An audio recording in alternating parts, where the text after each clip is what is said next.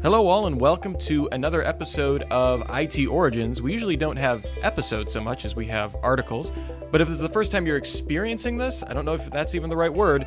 This is a series from Gestalt IT where we interview IT luminaries, professionals, executives, engineers, any and all takers really in the world of IT, and find out how they got started in this very particular industry. Today, we have the fine fortune to talk to Matt Leib. He's a technical sales executive. He's a frequent Tech Field Day delegate. That's kind of how I've gotten to know him. I've always found him to be a really engaging guy to talk to, so I thought he'd be perfect for this. So Matt, welcome to IT Origins. Thank you, Richard. Happy to be here. All right, so let's get it started. We'll ask the titular question, as it were. It's not eponymous, but how exactly did you get into IT? What is your IT origin story? How long have you been in the field? And what was your pathway into IT? It was directly out of college. I had the very focused education where I was an English major. I did have a Spanish and a comp sci minor at the University of Iowa. And, of course, with all that focus, I found myself in need of work upon graduation. So my first job actually straight out of college was managing the computer department at a Radio Shack. I suspect you'll find that there are not just a few of us who have had some time with Tandy Corporation in the past. I was going to say, yeah, what year would that have been? Graduated in '86. Oh, wow. Okay, so prime Radio Shack days. 31 years in the industry. Did you happen to watch the second season of Stranger Things, Matt? I did, yes. I did. Did the Radio Shack hold true in that instance? It's funny you should say that because, if I go back in time and try to remember, not only did it hold true, but it held true to the time frame. Because Tandy had many different iterations of their store layout for merchandising and product lines, etc. And yeah, I saw in Stranger Things, I saw a TRS-80, I saw a color computer, and I think I even saw a Tandy 1000, which was their first 86 clone, ran at a really screaming 4.77 megahertz. Wow. Oh, I didn't know they made them that fast. Yeah, it was not an 8088, mind you. It was an 8086. Wow. That's like 6 more or something like that. Or less. Or less, yeah. Math is very hard. So a lot of tape drives back then, right? Like cassette tape drives? Yeah. The first PC, actual Intel-based PC I ever had a 5 1/4 inch floppy disk and no hard drive.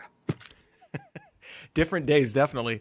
And then, how did it progress from there? I mean, was the work engaging enough that you wanted to keep with it, or was it, hey, this is what I'm educated in, this is what I'm going to do? I'm curious how it progressed from there. It was more a practical decision. I liked the industry.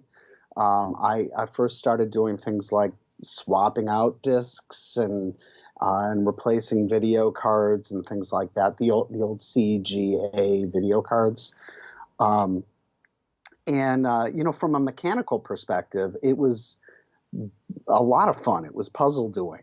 My father was he drew for a career, but he drew furniture. He had a degree in architectural and industrial design. And I found that the mechanics involved in the world of, constructing PCs and swapping parts, etc., was really appealing to me. And it was a combination at the time of sort of trying to use my mind a little bit, but also trying to communicate to my customers why what they were doing was not accomplishing what they were hoping to accomplish, and all of that. Yeah, I found it really appealing. And my first enterprise job was with with Budget Rent-A-Car, where I was part of this newly developed local area networking team. And on that team, I did, I pretty much did everything from Landtastic to Banyan Vines to Microsoft Land Manager. And my first certification I garnered when I was at Budget, which was downtown Chicago, at NetWare version 311. I'm sorry, 211. Forgive me.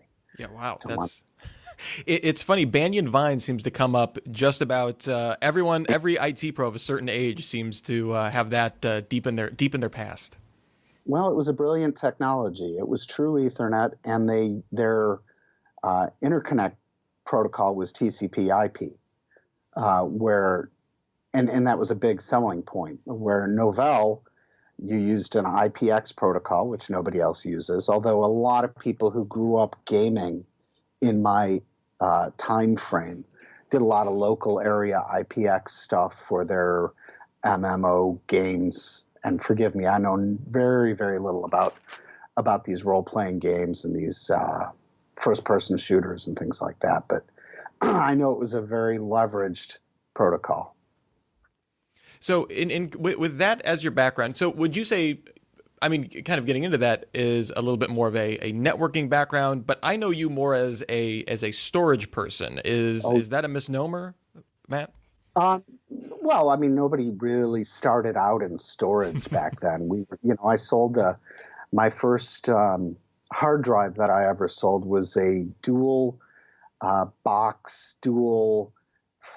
gig hard drive assembly, and each one of those drives was 5.25 inch wide, but roughly 5 inches high.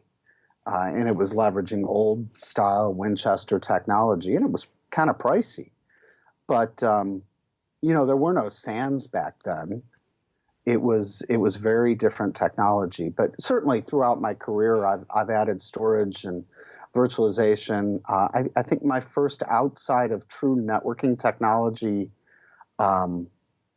arena was probably Citrix, where I became a CNA on WinFrame, which was the precursor to MetaFrame, which still no longer exists. But a lot of the underpinnings of MetaFrame are still in Zen today.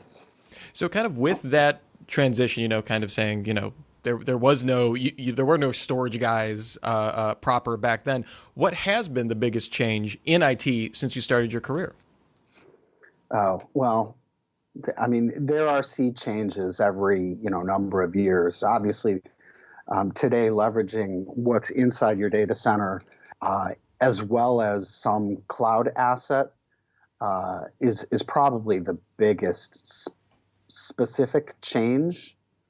And I do a lot of cloud architectures and orchestrations, and today hybrid cloud is really, I think, the biggest part of the equation.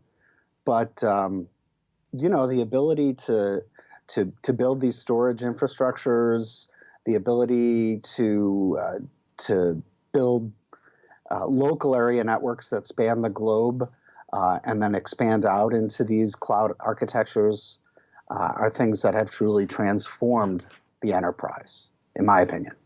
Is, from your perspective, Matt, you're on the ground. I'm seeing this more from a media perspective, so I would just love your opinion on this. For hybrid cloud, that's been the buzzword of buzzwords just about for the last, 2 years, something like that. Is this, in your opinion, is hybrid cloud is the popularity of it temporary in that we were all promised that the cloud was going to, shoot rainbows and solve all of our problems, and then we realized that it's expensive and that there's all sorts of problem moving workloads to it directly. So hybrid cloud is a way to, ensure you can control costs, you can control data security, all that stuff. Is that temporary as we kind of realize that as we slowly realize that moving to the cloud is much more problematic than we were originally promised, or is this the way IT is going to go for the foreseeable future? Well, that's a really good question, and I think that anybody that builds an architecture without planning it out, without, like I always say, planning for failure, is doomed to some level of unforeseen, uh, you know, destruction. And I also don't believe necessarily that the cloud is the right location for your application or your data in every case. It's certainly not the least expensive, and anybody that enters into I'm just going to put this stuff up there in AWS without really figuring out what the ramifications might be for doing so, may find themselves pulling that data back in, pulling that application back in. One of the technologies that I try to promote with my customers is that of an evaluation at each application level or on an as-needed basis of where is truly the best location for your application to reside. And there's a tool that I tend to leverage for that I think is very beneficial.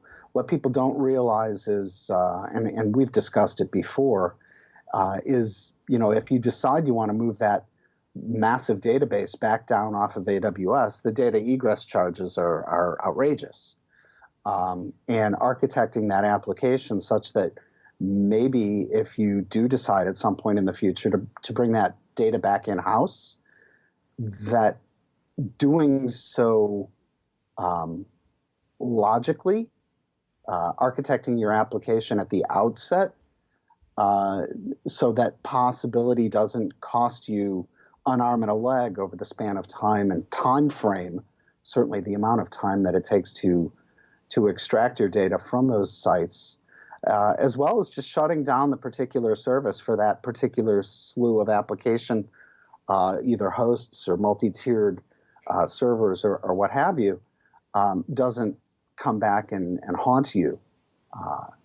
So, start out with an approach that says, if this doesn't work for me, or even better, do your full-on evaluation ahead of time. However, that being said, and more to answer your question, I would say that architecting intelligently can very regularly, very often include some sort of hybrid architecture. I don't think it's going away. I do think that those companies that place all their eggs in the pure non-hybrid cloud environment could be buying some trouble. But hybrid, some combination of a data center with a peerage, either at the public cloud providers or even some of the more hybrid friendly peer cloud environments, it's here to stay. All right. Yeah, that makes total sense. As you were talking about that, I began thinking that the term elastic hybrid cloud came into my mind, and I'm going to need to copyright that before anyone else puts that out there. I'm going to start selling that to companies as a buzzword. Right. I might steal it, but okay. All right, Matt, current worst trend in IT. I suspect I may know what one of them is, but what is the, in your mind, absolute worst or worst trends in IT? Well, I think it's an easy answer, actually. I think the biggest problem in IT today, it all stems from that in-flight magazine decision-making. You read a little bit of architecture, you take a look at a magic quadrant, and you make your decisions based on what somebody says you should be doing without truly analyzing what's most appropriate for your environment, and not seeking out assistance from somebody who might have a broad ecosystem of products under their belt. So it's about architecture, I think, is the biggest problem. If you leverage the right technology at the right time with an eye towards the future for whatever your particular business need might be, or might have grown to, I would say you're doing your company a big favor. One of the things that I have benefited from is all of the learning, and not to to blow some smoke here, but all the learning that I've done at as a Tech Field Day delegate, all the wonderful storage products and orchestration products, and even some of the standard x86 road mapping that I've seen and I've learned from through the last few years, I think has really benefited me in bringing a better voice to my customers at my company. And it gives them the benefit of my experiences. I spent a lot of time on the inside of engineering and IT sort of related fields. I ran the VMware environment, for example, for years at Zurich Insurance. And Zurich, at the time that I took over that environment, was one of the largest VMware environments in the world. In fact, I think we were the first ELA that VMware ever sold. And with that, I had the opportunity to do things in that environment that I would never have been able to do before. Most people struggle because just building a new ESX host and adding it to your cluster, most companies at that time had to buy more VMware licensing. ESX, let's face it, it may be the benchmark for server virtualization, but it's certainly not the least expensive approach. There's a reason it's more expensive, I think, and I tend to be a little biased on this. Having worked there, it's really the most robust stream of products in that space. No disparagement to Citrix or even Microsoft Hyper-V, or for that matter, the Azure Stack platform, which seems to be growing quite heavily.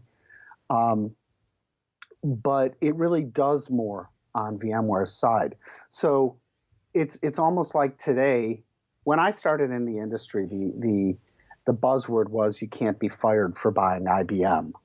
Well, today there's a couple of other players in that space, and I don't know that you can necessarily be fired for expanding your VMware infrastructure, or for that matter, buying one of the big players in storage. You can't fault, for example, EMC or NetApp for having rock solid products. You can find that there are alternatives that might be better suited for your particular needs. And again, relying just on what the architecture says is probably, I think, the biggest fault. Yeah, it's that looking for an easy answer. I mean, that's, part of the reason, back in the day, like you said, you can't get fired for buying IBM because that was the easy answer.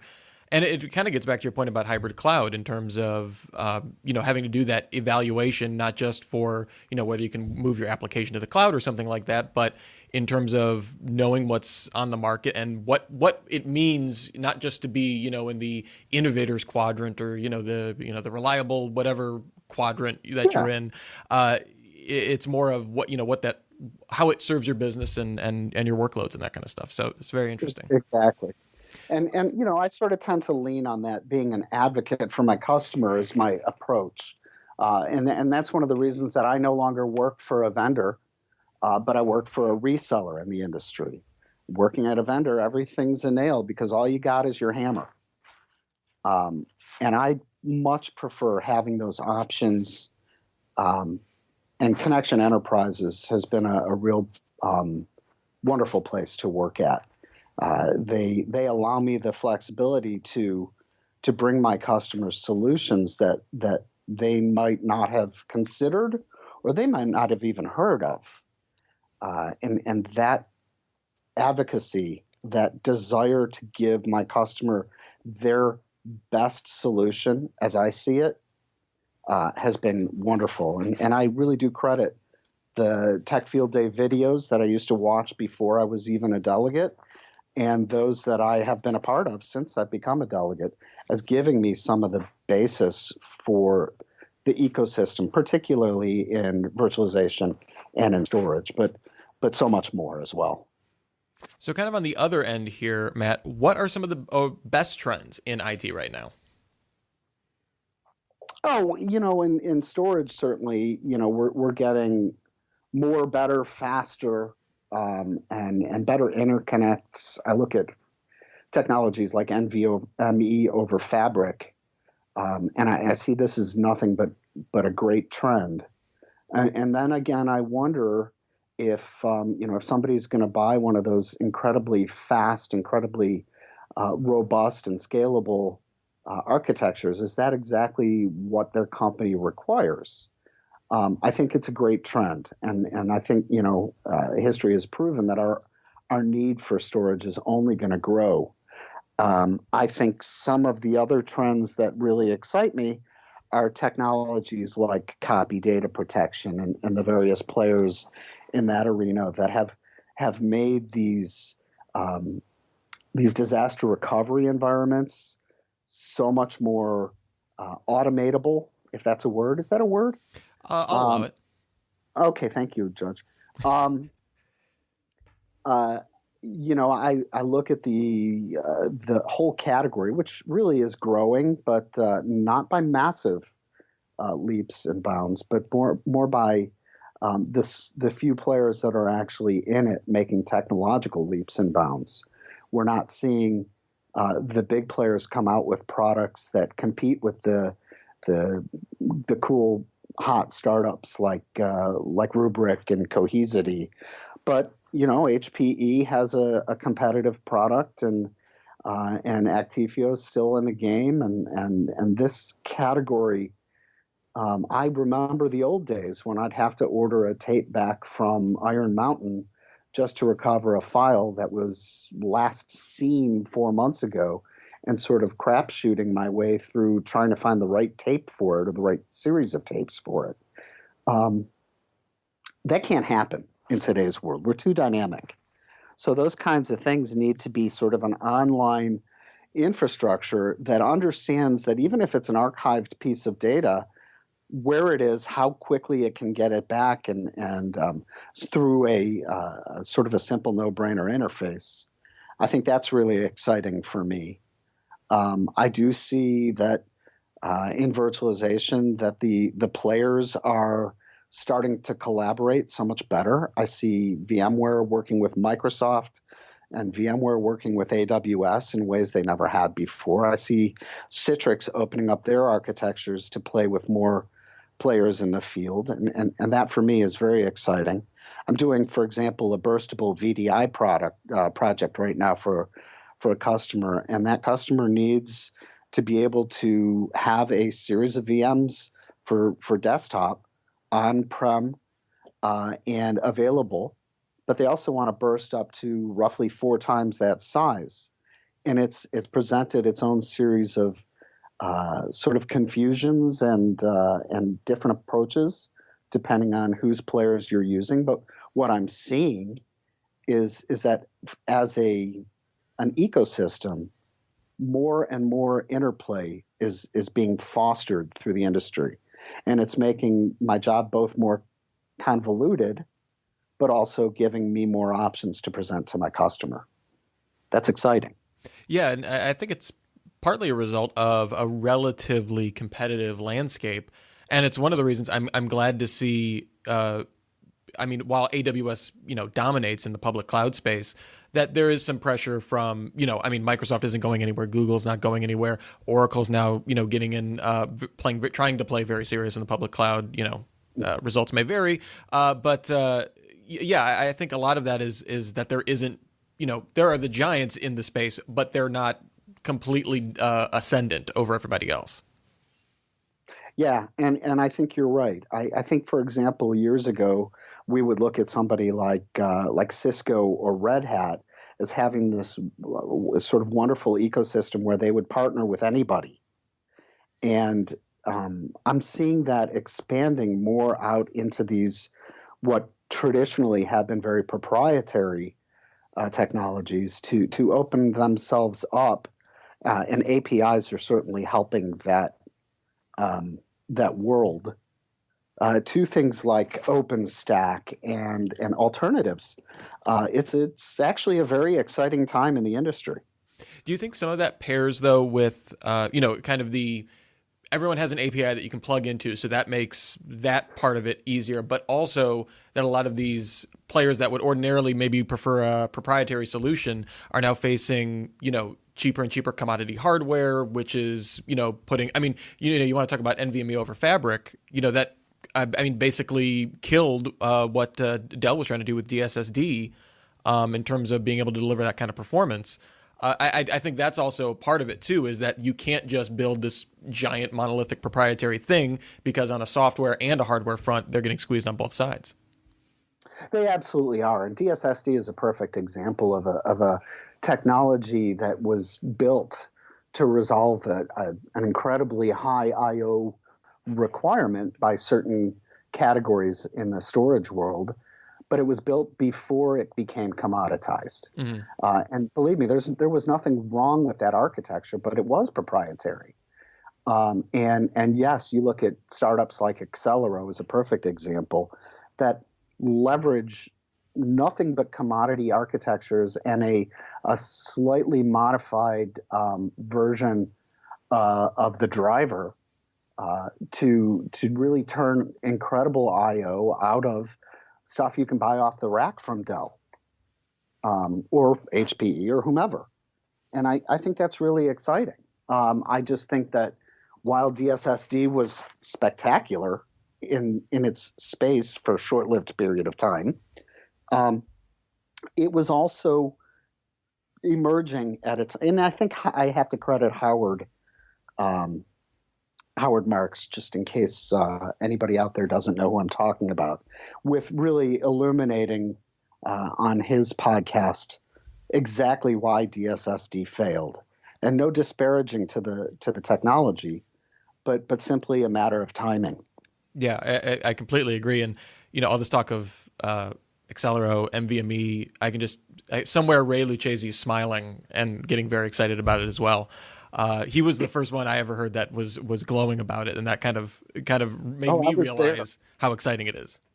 Yeah, I was there that day. Oh yeah, when we watched Accelero come out of stealth mode, and Ray's jaw was, I've never seen it on the floor like that. It was truly amazing. Yeah, if you ever want to hear him wax enthusiastic about NVMe, we have a on-premise IT roundtable podcast all about the brave new world of NVMe. That it really contextualizes why he's so excited. And Matt, you too are super excited about this development. So shifting gears a little bit, I kind of want to get more into process a little bit. It's very interesting to me when I ask this question. I get a lot of varied responses, which have surprised me. I thought maybe this would be a little more monolithic, but Matt, how do you approach organization at work? What are kind of some of your go-to apps? I just want to like a little window into how you approach work. It's interesting because in my company, my group, the TSEs, sort of have a little bit more flexibility in how we approach things. For example, I'm a big Mac user, and there's not very many of us in my company. We're very reliant on Active Directory, so I use my Mac more often than I use my Windows machine, which tends to be more dedicated just to email and really proprietary systems that we have in the company. But I love Evernote. I have a client on my watch, a client on my phone, a client on all my machines. So all my note taking is done in Evernote, and a lot of people leverage OneNote instead. I just happen to find the fact that I'm not necessarily bound to the Microsoft ID with my Evernote stuff beneficial to me. So I take a lot of notes using that. I do a lot of my planning from a sort of a project management approach, leveraging tools like Microsoft Project. It is one that I find to be very helpful. But it's interesting you should say that, because I could go back to my old days as an English major and just writing papers, and I found that the organization that I did for writing a paper on some obscure some obscure-ish Shakespeare play like Coriolanus or Troilus and Cressida, exactly the same sort of techniques that I use today when I write a blog post or when I approach a customer query. I rough out my ideas in an outline form, and then I flesh them out. And the writing itself for me, having been an English major, is really much more trivial than the organization that I try to approach my subject with. So once I have a plan in place, some format of an outline, I can then transpose it into a Microsoft project Gantt chart or flow chart, or I like to use precedence diagramming, which is something I learned years ago, a sort of a military approach to precedence diagramming. And then I can present my ideas to my customer. But the main things to do are ask the appropriate questions and get the answers that the customer is looking to achieve. And that can be, where will this fit into your environment in 5 years? So those are very good questions that can guide you when you start to build an architecture. And if you don't have those answers at hand, well, then you're sort of throwing darts at a wall, and that wall could be 500 yards away. You're never going to hit your target. So, information is absolutely crucial. And the more real information I can be armed with, the better my answers are going to be. A lot of it is about communication, though, Rich. If I don't communicate my plan to my customer, my approach to my customer, if they don't effectively answer my questions with real, honest answers, and I'm not adept enough to secure what those answers are, then again, my target, my solution may be completely off base. I don't want that to be the case. Yeah, I mean, and that's kind of the purpose of a lot of these. These tools can't solve that problem. That's kind of the beautiful human interaction that can be so frustrating at times. Sure. Anything particularly used for task management on a more day-to-day level? I believe it or not, I still use Evernote for that. I have an ongoing list of tasks, and I know it's not particularly glitzy in that space. There's all sorts of good tools, but I find that the more things I have to look at in order to keep myself on track, the harder it is. So I use my Outlook calendar, and Outlook is really dedicated to my customers' needs, to those tasks and timelines I need to accomplish.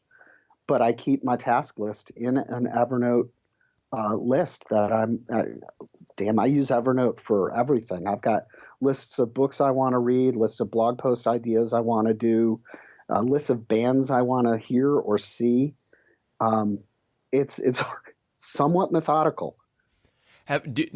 So I guess it's like a single pane of productivity glass for you, Matt, if I'm going to use the parlance of our times. Yeah, I don't much care for that expression. I do understand, though, what you mean by having everything in one place and not having to shift focus, as it were. That's why for years I used email to do kind of task management, which I know is terrible and everyone says not to do, and I've recently moved away from it. But it is very tempting to just want to live in one interface for sure. Absolutely. All right. So speaking of lists of books you want to read, do you have any book recommendations out there for other IT pros other than the Phoenix Project? Caveat, because everyone would say that. And what are you reading right now? So I'm really, when I read for pleasure, I really don't choose to read nonfiction, although I did enjoy the Phoenix Project. So when I read for pleasure, having been a literature major, I tend towards authors that tell a great story but tell that great story really, really well. And language is very important to me. So I have certain favorite authors. There's a dude named Scott Spencer who he writes actually not about technology at all, but he writes about obsession and sort of the borderline between where your adoration of a particular subject or person tends to cross the boundary into obsession, and the empathy that you feel for the character that goes through this is it's profound. His writing is truly spectacular. Unfortunately, he doesn't write nearly enough to keep me occupied. I tend also to read, I'm on planes a lot, and if I'm not writing something, I'm reading something or sleeping. I actually get better sleep on a plane than I do in my home. So I like a lot of the mystery writers and the I guess it's detective fiction as well. Michael Connelly is great. Stephen Hunter is great. And those books are more like the hamburger as opposed to the steak. Yeah, a little bit more on the not guilty pleasure side, but yeah, the comfort food of fiction. I am reading something very interesting right now called Happy Accidents. And its subtitle is Serendipity and Major Medical Breakthroughs in the 20th Century. And I find it very interesting to understand where things like a blood pressure medication was found to grow hair. And so what used to be a blood pressure medication is now something that you can take and help stem your hair loss, or that these kinds of weird serendipitous accidents. It's very cool. Excellent. So getting back to something you kind of referenced before, you had referenced that your first computer had two 5.25 floppy drives. What was that first computer? Well, I was working for Tandy at the time. It was the Tandy 1000, and I think it was boy, I don't even remember what model it was, but I think I had 64K of RAM when I started out, and I beefed it up to 128K. Wow. And a 5.25-inch floppy disk, which was double-sided, double density, so it was 360K on that floppy. That's all a growing boy needs, right? Well, if you ask Bill Gates, all we ever needed was 640K. So you were almost there. Not quite, yeah. And Matt, what are you doing when you're not working in IT? Another good question. One of my favorite avocations is guitar. I play regularly. I don't necessarily play out regularly, but it is sort of a passion for me. I have what's known as GAS, if you've ever heard of that. It stands for Guitar Acquisition Syndrome. I think a lot of us in the industry have certain sort of weird obsessions about collecting things. So I have grown my collection of guitars. But another thing that I like to do, and I don't know, I think I love the instrument as much as I love playing it. And as a result of that and the fact that I no longer really do a whole lot of hands-on engineering, I've started building guitars. So I've built a couple. I built, if this means anything to you, Rich, I've built a Telecaster, which is a standard design from Fender. Of course, mine doesn't say Fender on it because it's not a Fender. It's mine. It's a Leib. And I haven't created a logo yet. I should probably do that. And the other one I created is a Gibson design called the ES335. These are both really classic instruments. The next project I plan on taking on may be a bit more out of left field than a standard design, but we'll see. Do you have a white whale or the dream guitar to acquire that you just have like bookmarked in a browser tab, or have an eBay search saved for, or something like that? Well, I know that I have a budget. So that becomes a far more difficult conversation. If I were to come into, hundreds of thousands of dollars and it would be, a no-brainer type of acquisition, yeah, there's a couple of guitars. One of my all-time favorite guitarists, and those people who know me know this already, is Jerry Garcia, or was, I should say. Is for me. He no longer lives. And Jerry played a very specific set of instruments towards the tail end of his life. There are companies out there that manufacture essentially copies of these. They're very, very customized. In fact, they play stereo, which most guitars don't. Oh yeah, that's wow. Yeah, he was very enamored of these guitars, and I would really love one of those. Well, if you're a good boy for Christmas, Matt, we'll see what we can do. I've been putting it on my Christmas list for decades now, and it just doesn't seem to happen. And probably the most important question that we have here: how do you caffeine, Matt? With coffee. Are you a coffee snob or a connoisseur? I should say. I don't want to preface your response there. Or do you take all comers? Well, we do have, and there was a funny. We did a tour around Boston when we were on a Tech Field Day event, and on this tour they were touting the wonderful availability of Dunkin' Donuts. Well, we have Dunkin' Donuts here in the Chicago area as well. And if I were to be on a drive and looking for coffee, I would go there first. It is really very consistent, and that's important. However, at home, I have a Keurig, which I know makes me sound like I don't respect the good cup of coffee. It is certainly not the best, but it's very, very convenient. I do balk a bit at the waste that it produces, but it's a consistent sort of a decent but not great cup of coffee. I have a French press. I use it on occasion. I've got good beans in my house. I use them on occasion, but there's really no comparing the convenience of my Keurig. When it comes to Dunkin', I'm always reminded of, because that's kind of my go-to for fast coffee when I'm on the road. And it reminds me of the Napoleon quote that quantity has a quality all of its own. Well said. All right, and who would you like to see sit down for the IT Origins interview, Matt? Do you have anyone in mind that you would like to hear? I really enjoyed the last two that I perused. Enrico's was great, and Rebecca's is, which I believe just got released today, was excellent.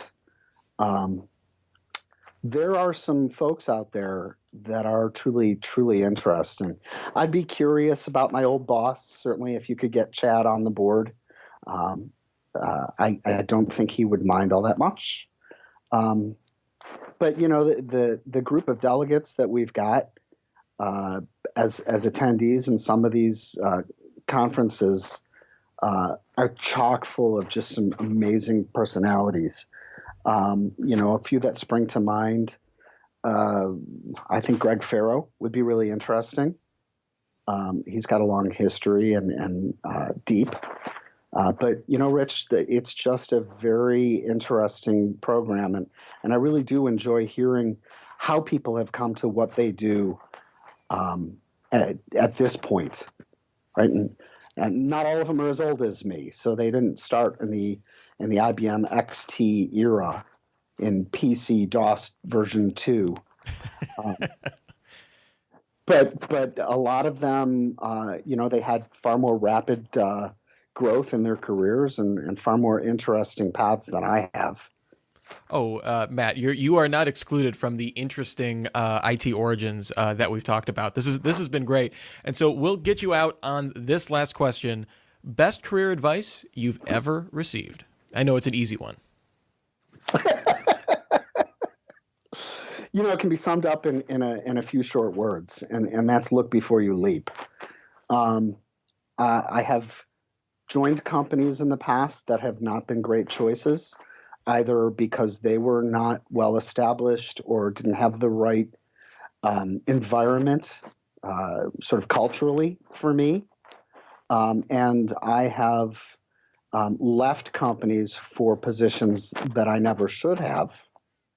But I think that truly doing your research and finding out all you can about a company before you join them and about the specific role and culture within that environment, career path, et cetera, are absolutely mission critical.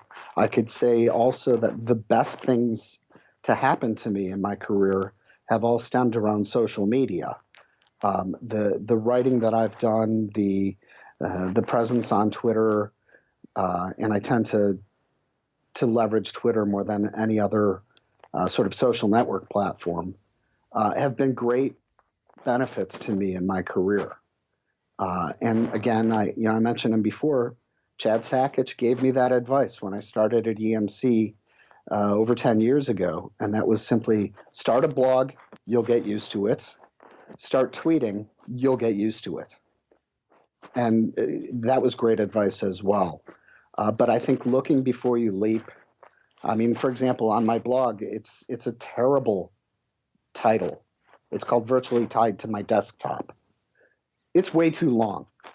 People can't remember it, and it's hard to type out. I can certainly say that I should have come up with a better name, but now that I'm branded on that, I kind of stick with it. But had I looked before I leapt, then maybe I would have chosen a better title for it. Well, Matt, where can we'll get you on, or not get you on this. Where can people find more of your writing? Is that what is the actual URL for your blog, and what's your Twitter ID? And let everybody know where they can keep in contact with you. Sure thing. The blog is virtually tied to my desktop.com, all one word. And I probably write about, 2 or 3 posts a month there. And sometimes they're technology related, sometimes they're philosophical, and other times I actually just talk about music. And on Twitter, pretty much the same subject matter, with a smattering of the Chicago Cubs.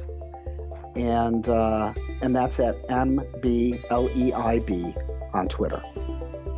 All right, Matt, this has been fantastic. Thank you so much for your time on this, and we'll have this up soon. And we'll also put this in the On-Premise IT Roundtable podcast feed as a little bonus episode. And thank you so much, Matt. I really appreciate it.